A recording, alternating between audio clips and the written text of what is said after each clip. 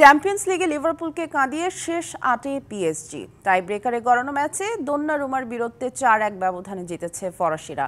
Lamine ইয়ামালের নতুন রেকর্ডে বেনফিকাকে ৩-১ গোলে হারিয়ে কোয়ার্টারে উঠেছে বার্সেলোনা।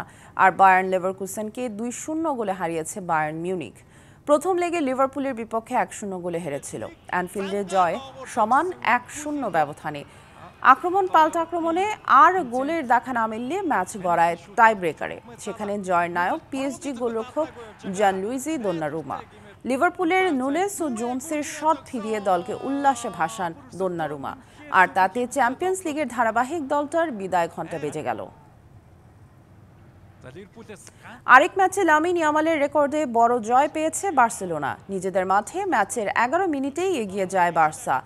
লামিন ইয়ামালের অ্যাসিস্টে দলকে লিড এনে দেন রাফিনিয়া। এর ২ মিনিট পর ওতামেন্ডির গোলে সমতায় ফিরে বেনফিকা।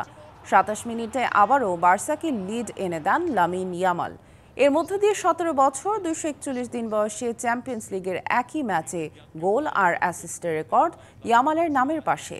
৪২ মিনিটে রাফিনিয়া দ্বিতীয় গোল করলে সহজ জয় নিয়ে কোয়ার্টারে ওঠে বার্সেলোনা। উৎসবে খুশি হবে নগদে বেশি, কারণ ঘন্টায় ঘন্টায় আছে গিফট জেতার সুযোগ।